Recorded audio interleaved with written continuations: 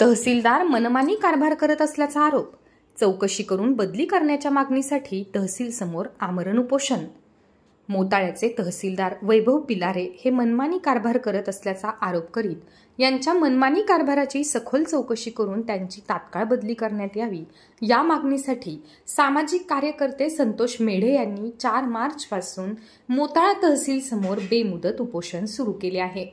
आज आमरण उपोषणाचा दुसरा दिवस असून माजी आमदार हर्षवर्धन सपकाळ यांनी उपोषणकर्त्यांची भेट घेतली.